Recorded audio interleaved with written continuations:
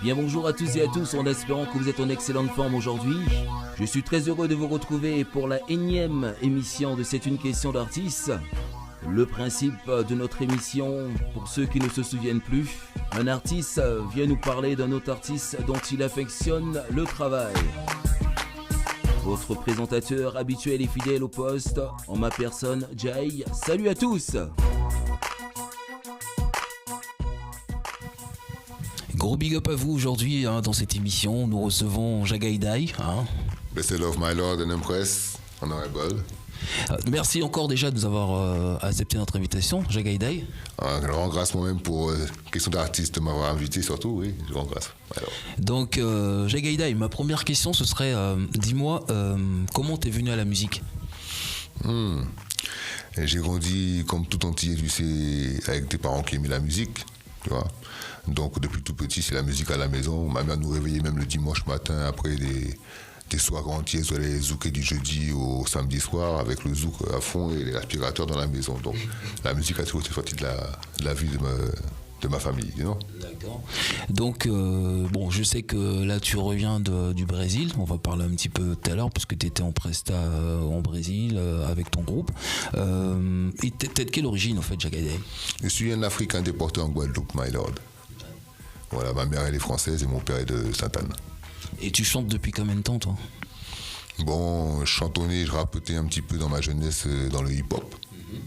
Donc ça, c'était quand j'étais à Sarcelles. Et puis, après ça, c'était les années 80. Hein, et j'ai commencé à mettre sérieusement à freestyler quand j'ai connu le reggae dans les années 90, 92. Donc là, après, c'était des freestylers. Et les premières scènes que j'ai pu faire, du freestyle et tout, vraiment sérieux, c'était dans les années 95, 16. Avec des sons comme Crossfire ou avec mon équipe avec qui je répète à l'époque, qui s'appelle La Basse Family.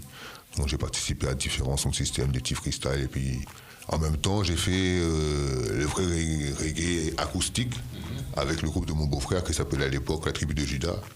Et maintenant, le reste de la fondation qui est de ce groupe, c'est donc Jabon. Donc quand on est avec d'autres artistes comme Tereja et d'autres artistes encore. Donc voilà comment j'ai commencé la musique en question.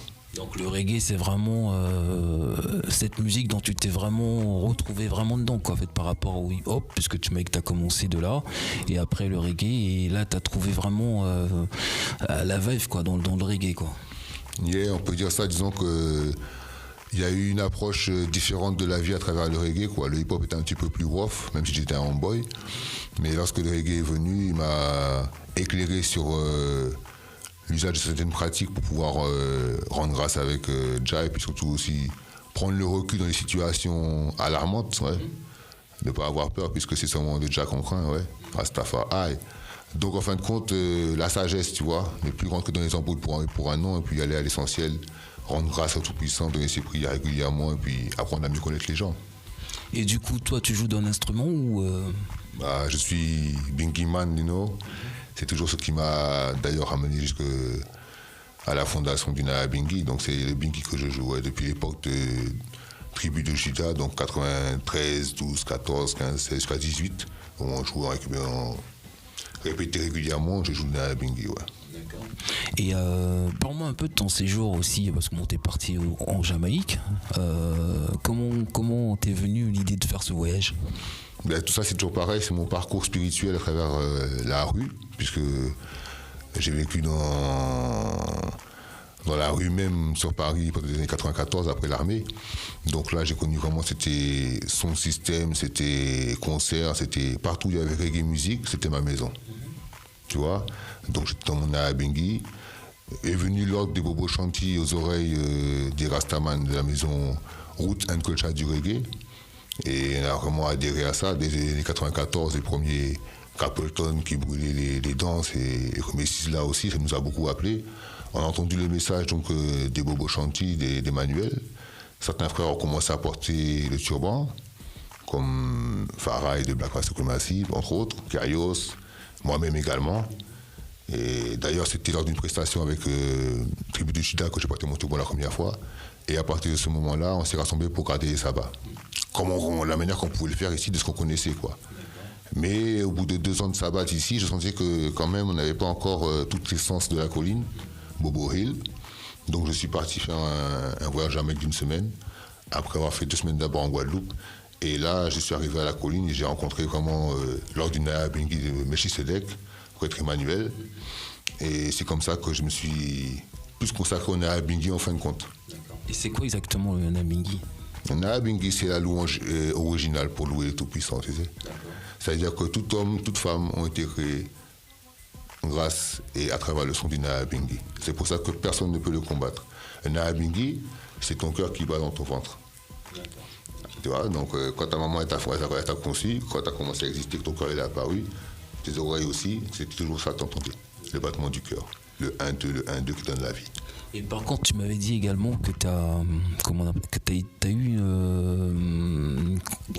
comme une concrétisation là-bas par rapport à. Tu as été élu de. Non, pas élu. C'est pas élu.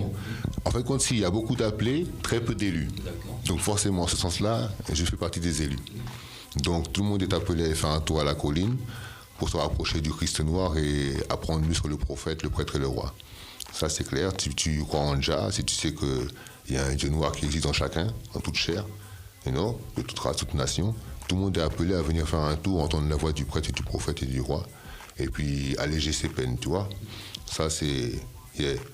Maintenant, c'était quoi la question encore? Bon, apparemment, tu m'as dit que tu n'as pas été élu, mais tu as eu quand même un sacre, quoi. J'en étais en 2000, mais je suis reparti après en 2007, à nouveau à la colline. Et là, effectivement, à partir du moment où tu vas à la colline, normalement, déjà, c'est que tu es appelé à être prophète, tu vois. Après, je portais déjà le turban, c'est vrai, mais normalement, le prêtre là-bas te le scelle. Pour dire que tu es membre du congrès, tu as comment dire, tu dois remplir quelques questionnaires par rapport à ta foi. Enfin une déclaration de foi si tu veux, et puis après on inscrit ton dans le livre et le prêtre te voit avec des psaumes, et, on te lit, on te scelle ton turban, tu vois. Okay. Donc là tu deviens membre du congrès, tu es prophète déjà. Mais quand tu es prophète, tu dois continuer ton école, l'école de la Nouvelle-Jérusalem, tu vois, et tu dois donc apprendre ta prêtrise de manière à pouvoir raconter sur le tête de Melchisedec, et puis ordonner les services et rendre grâce et bénir le peuple. Mais tu es déjà prophète, déjà apte à aller dans la ville à droite à gauche, et propager le message, tu vois, de la bonne nouvelle du Christ noir. D'accord. Donc justement, c'est pour que justement les gens qui nous regardent sur Jam Station, qui sachent un peu la culture Rastafari, quoi. Tu vois, je veux dire, parce qu'il y a des gens qui sont peut-être dans le mouvement, mais qui n'ont pas été approfondir justement cette connaissance. On va revenir maintenant par rapport à la musique. Est-ce que toi, tu écris? Yeah man, j'écris mes textes depuis les années 90. Mon premier texte que j'ai écrit, que j'ai interprété en live, c'était avec Skylo en 98. Ça s'appelle L'as-tu loué, Donc ouais, j'écris mes textes, et puis le dernier qui est sorti donc, récemment, c'est moi qui écris mes textes en général. On va leur faire écouter un de tes titres. Et c'est quoi le titre qu'on va écouter? Justement, le dernier qui était sorti officiellement, production To Not Cross, Big Up Sangebom, et mixé par Joe Aiwa, le fils de Man Professor, Donc ça s'appelle Samouraï, Jagaïda et Samouraï. Ok, on écoute ça et on se rejoint tout de suite après. Samouraï.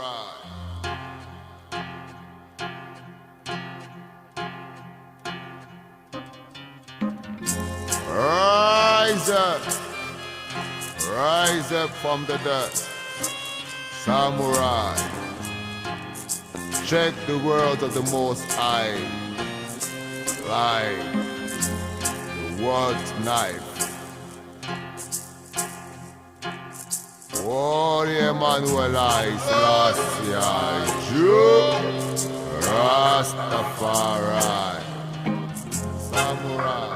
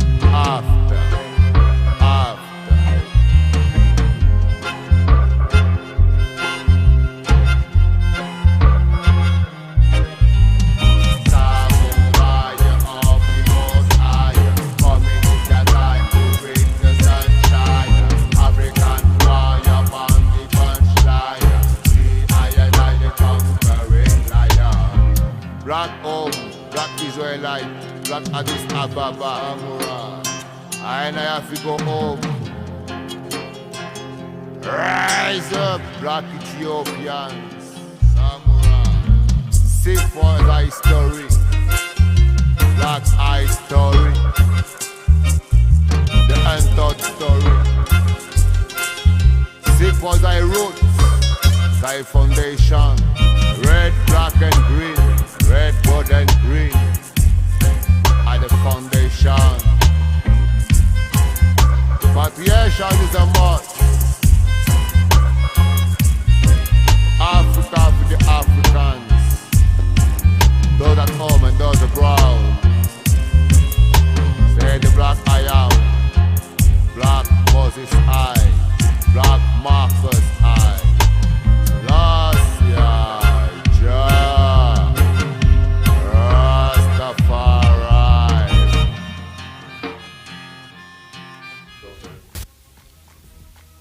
Jagadaï, franchement ce titre, nickel. Franchement, explique-moi un peu, bon, pour les gens qui ont écouté le morceau, ça parle de quoi ce titre? Mais le morceau parle d'un samouraï, c'est-à-dire que c'est une façon de vivre, non? La façon dont moi-même je me déplace tout le temps. Le refrain, c'est le samouraï qui vient du très haut, qui vient apporter le soleil partout où il passe. Et avec un gaïa africain sur le punchline, d'ailleurs avec le verbe, ouais, parce que le verbe est la vie, le verbe est le commencement, le verbe tourné vers Ja et le verbe est Ja. Donc avec ce verbe-là, eh ben, on vient conquérir le monde comme des conquérants. Donc à ce niveau-là, bon, ben, il tourne autour du rapatriement et de Marcus Garvey et du retour en Afrique, bien entendu, quoi. Donc il y a un message bien positif, bien concret sur ce titre. Et Jagadaï, tu vis de la musique, toi? Ben on essaye d'en vivre, hein. J'avoue que j'ai des petits boulots à côté pour tenir, pour joindre les deux bouts.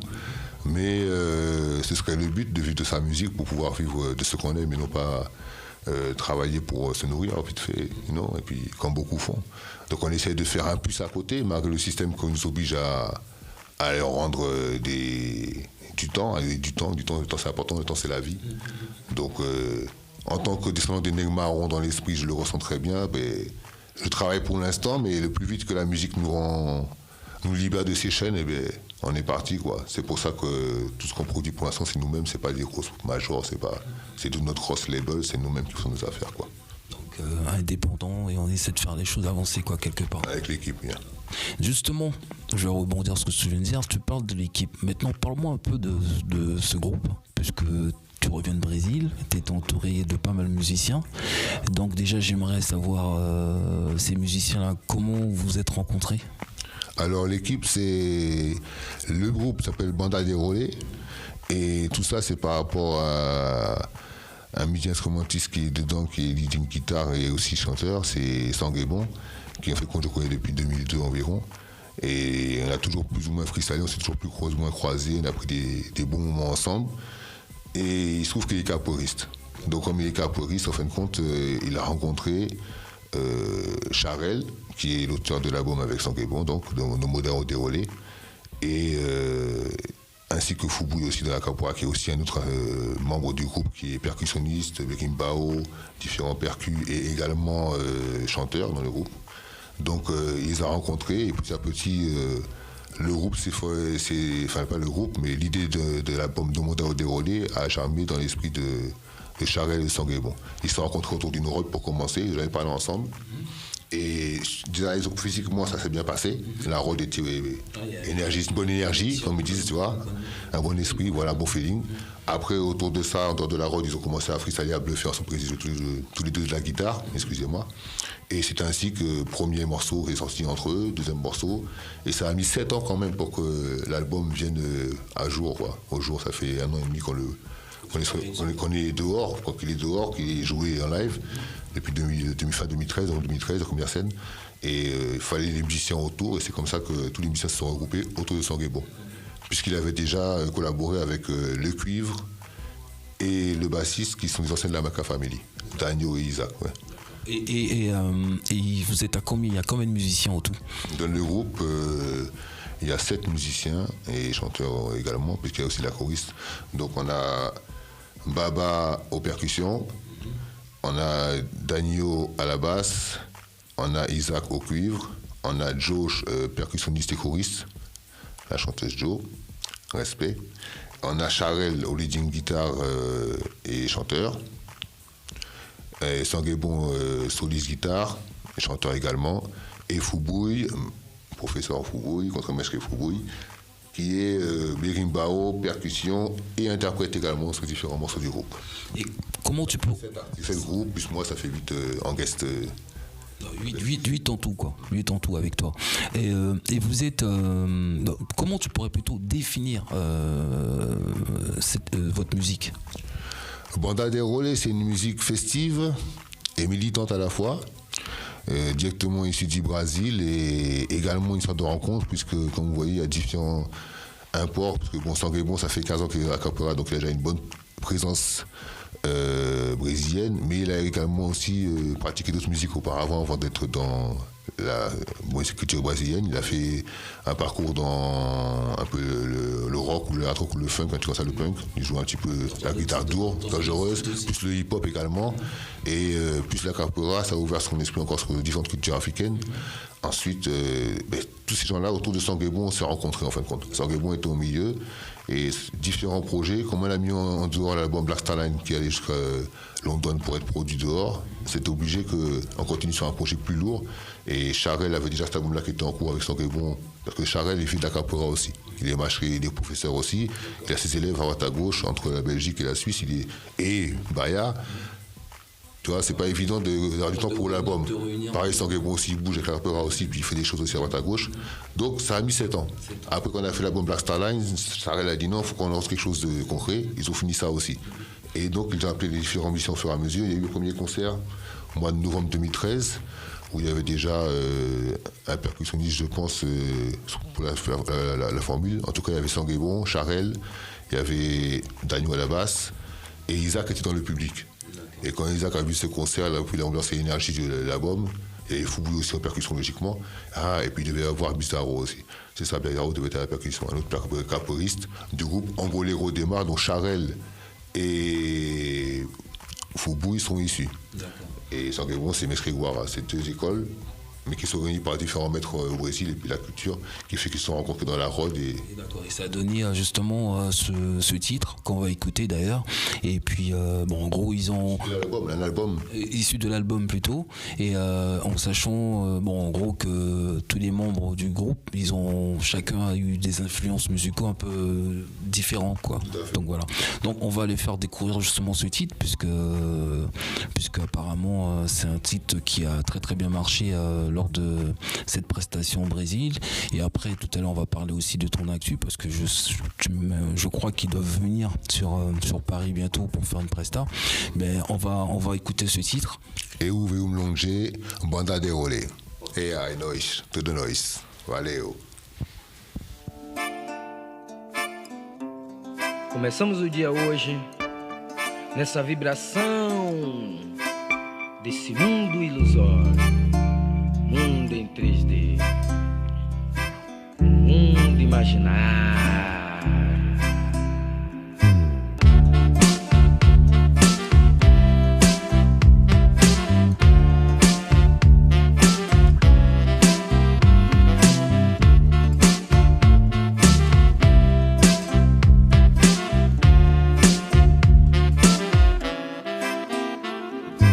Eu não vim daqui, eu vim de longe, longe. Pego a vaca e vou pra minha maré, maré. Eu não vim daqui, eu vim de longe, longe. Pego a vaca e vou pra minha maré, maré. Não venho da capital, mas sou um cara legal. Nativo e marisqueiro, aprendi a ser mandingueiro, mas nunca tive dinheiro. Já viajei mundo inteiro, garoto simples maneiro. Passaporte verde e brasileiro. Sempre passo na aduana, não gostar de estrangeiro. Aqui nem tudo é normal, vacilou tá ilegal. Cochilou na Espanha, a aduana é mal. Deixa você orar de molho como um animal. Manos concrétise, équipe Paris la crise, direction Zilbré. Sur le billet j'ai misé, emporter les bagages. Tonguer maillot de plage, ça fait ding dang dang. Vagabond à l'abordage, arrivé à Bahia, pas bomba natural. Posé sur son décoche, je pas ton samouraï code. Vida loca, sur un vélo d'occasion. J'ai volé les pipas, entouré de kamikazes.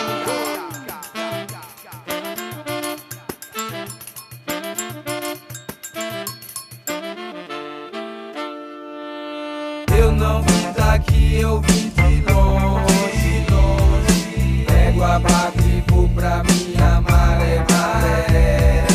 Eu não vim daqui, eu vim de longe, longe. Égua bate e vou pra minha maré, maré.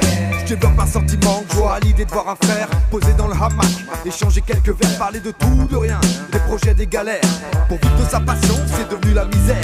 Ça rêve de voyage et ça parle de tout plaquer. Victime d'American Dream, de King Kong. Mine de rien, on se prépare, on attend notre heure. Souvent dans l'ombre, on se distingue par notre code de l'honneur. Ser humano eu sou, olha só minha cor. Sou preto de valor, pois venho do gueto. Aprendi com a vida, a rua me ensinou. As fronteiras na terra, o homem que inventou. Indo daqui pra ali, indo de lá pra cá. Viajando o mundo com minha cultura. Consegui o respeito com todo o preconceito. E por isso agradeço aos meus ancestrais.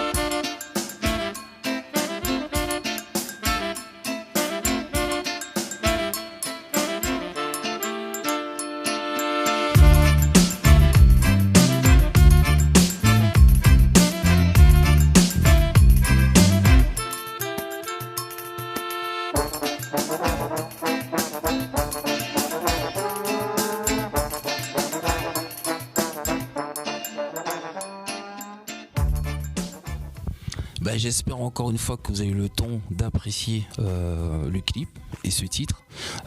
Donc je sais que il y a encore plein de choses à venir très bientôt avec ton groupe. Donc développe tout ça pour les gens qui nous regardent et qui nous écoutent. Yeah, un grand big up, gros big up pour commencer quand même à Itacaré Massif parce que c'est là-bas qu'on a fait le clip. Itacaré de Bahia, C'est un réel spot de surf que je vous invite à aller visiter parce qu'il est très bien. Et pour continuer, donc les actualités que nous avons, c'est le 11 avril qui vient, rue Sorbier, quartier Ménilmontant. Nous avons l'après-midi, pour ainsi dire, là-bas. Nous avons 2 concerts, un au magasin BMG et puis un au jardin de Sorbier. Donc, quand vous arrivez vers les coups de 14h sur le BMG, vous aurez toutes les informations pour celui d'après. Et ça, c'est pour nos bandes à dérouler. On a aussi une date le 28 juin pour la fête de la ville de Cergy-Pontoise le 9-5.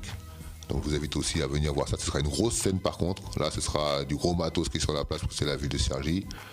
Big up, voilà, la famille Magnum et consorts. Loulou, Faya. Faya, c'est Studio 2, c'est tout frère encore que le big up, c'est la famille, au passage. Et moi-même, j'ai une petite prestation aussi qui s'annonce le 17 avril au Club 55 à Poitiers, avec en tête d'affiche Joseph Coton et 5 autres artistes valeureux. Donc je vous invite à vous tenir au courant, regardez sur Facebook ce qui se passe et je serai là aussi pour interpréter les autres productions de Sanguébon mixées chez Mad Pro toujours. Bless up. Merci encore Jagadaï. Par contre, il laisse un lien où on peut te check, où on peut te suivre toute ton actu sur Facebook. Alors pour l'instant, j'ai mon Facebook, c'est Steve Jagadaï Grégo.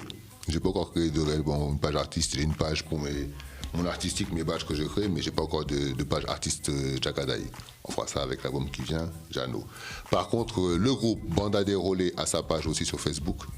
Et No Mondao Déroulé a sa page aussi, l'album a sa page aussi. Maintenant, pour joindre le groupe, nous avons aussi donné un Gmail, donc bandadérolé@gmail.com, @gmail.com, ça existe aussi.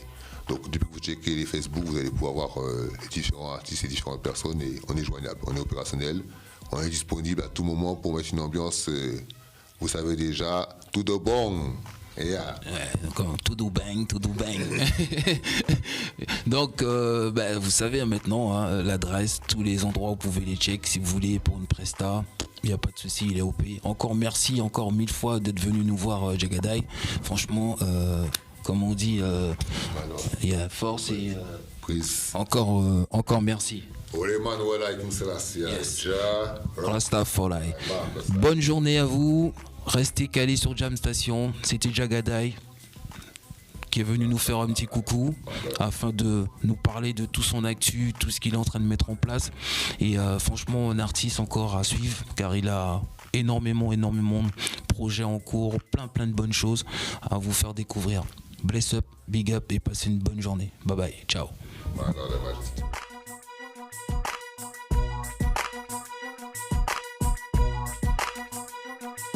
C'est une question d'artiste, notre émission se termine. J'espère vous retrouver en pleine forme pour la prochaine édition. Bisous, bye bye.